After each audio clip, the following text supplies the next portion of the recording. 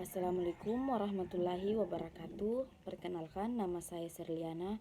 Saya prodi dari Pengembangan Masyarakat Islam. Pada kesempatan kali ini saya akan membawakan beberapa materi. Yang pertama yaitu Lembaga Swadaya Masyarakat atau LSM. Yang pertama, pengertian LSM. Lembaga Swadaya Masyarakat adalah suatu organisasi yang berada di luar jalur atau struktur formal pemerintah yang tidak dibentuk oleh pemerintah atau merupakan bagian dari birokrasi pemerintah. Selanjutnya, Lembaga Swadaya Masyarakat adalah sebuah organisasi yang didirikan oleh perseorangan atau sekelompok orang yang secara sukarela memberikan pelayanan kepada masyarakat tanpa bertujuan untuk memperoleh keuntungan dari kegiatannya. Dalam bahasa Inggris, dikenal dengan Non-Government Organization atau NGO atau organisasi non-pemerintah atau ORNOP. Kemudian pengertian LSM menurut PBB. Yang pertama, mendorong dan mendukung pendirian dan pembangunan organisasi-organisasi semacam, terutama di kalangan rakyat yang dirugikan. Kedua, membangun kerangka legislatif dalam peraturan tatanan kelembagaan dan mekanisme konsultasi untuk melibatkan masyarakat sipil dalam perencanaan, pelaksanaan dan evaluasi strategi serta program pembangunan. Yang ketiga, mendukung program-program peningkatan kemampuan terutama gerakan advokasi sosial untuk organisasi masyarakat sipil. Selanjutnya, apa yang dimaksud dengan masyarakat sipil? Masyarakat sipil telah muncul pada abad ke-17 yang dipelopori oleh kedua pemikir yang sangat terkenal di zaman modern ini. Yang pertama yaitu Thomas Hobbes dan John Locke.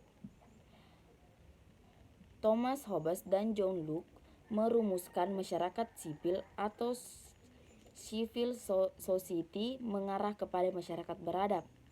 Masyarakat sipil merupakan bagian dari peradaban yang berada di luar kendali pemerintah dan pasar yang termarginasi oleh keduanya. Kemudian hubungan NGO dan masyarakat sipil.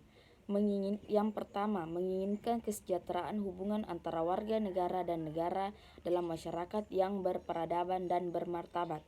Yang kedua, bertujuan melindungi individu terhadap kesewenang-wenangan negara dan berfungsi sebagai kekuatan moral untuk mengimbangi praktik penyelenggaraan negara. Kemudian, ciri-ciri LSM yaitu yang pertama, dikelola oleh sekelompok orang yang mempunyai motivasi dan komitmen kerja tinggi. Yang kedua, kemampuan mengurus diri sendiri atau self-management. Yang ketiga, kemandirian dalam mengembangkan kegiatan atau self-reliance.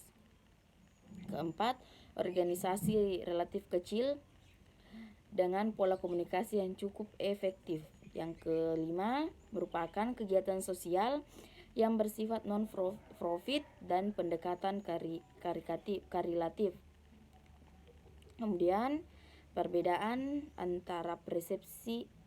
persepsi antara pemerintah dan LSM. Yang pertama, menunjang atau melaksanakan program-program pembangunan pemerintah, misalnya program KB, kegiatan pelayanan kesehatan, dan sebagainya. Yang kedua, menjembatani program pemerintah yang belum mampu menjangkau kelompok masyarakat tertentu, misalnya kelompok miskin di daerah kumuh dan pedesaan. Perbedaan persepsi antara pemerintah dan LSM. Pihak pemerintah terhadap LSM. 1. LSM merupakan organisasi yang kaya LSM radikal yang bersifat politis. Yang kedua, LSM merupakan kegiatan untuk mencari laba. Kemudian, pihak LSM terhadap pemerintah. Pemerintah selalu kaku dan berbelit-belit. Kedua, mencurigai motivasi kerja LSM. Kemudian, saya akan membahas materi selanjutnya, yaitu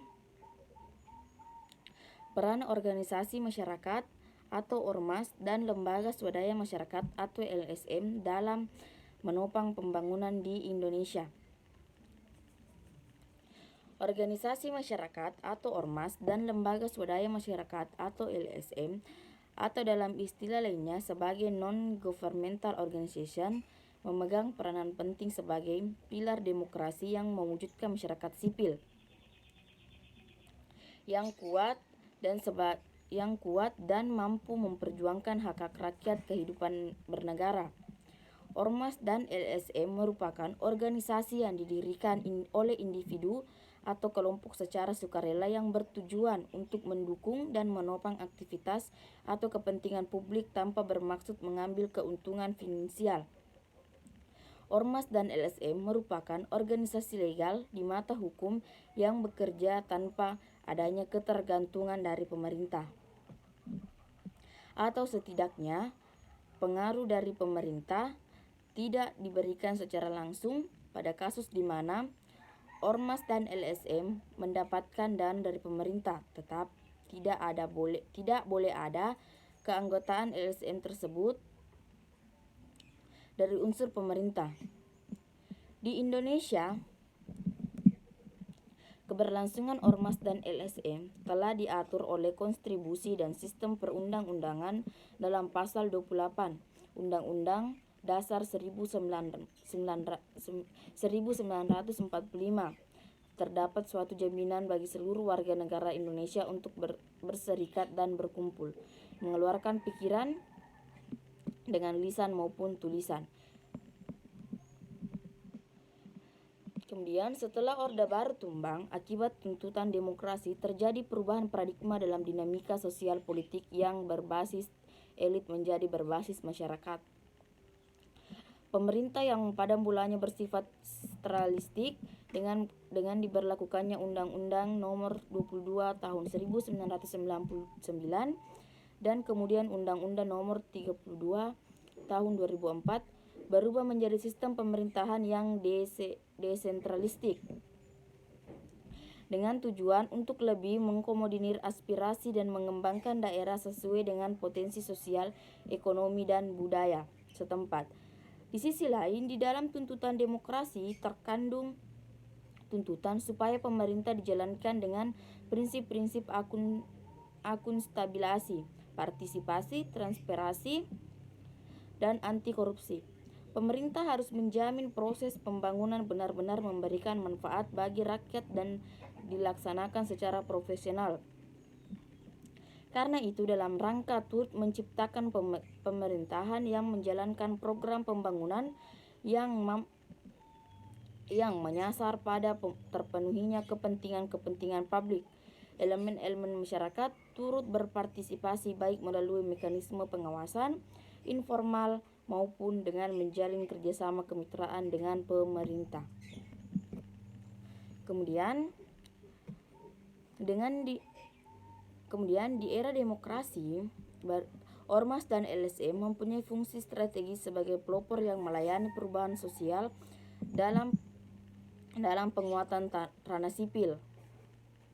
Menurut Undang-Undang Nomor 17 Tahun 2013 Pasal 6 dikatakan bahwa ormas berfungsi sebagai sarana yang pertama, penyalur kegiatan sesuai dengan kepentingan anggota dan atau tujuan organisasi.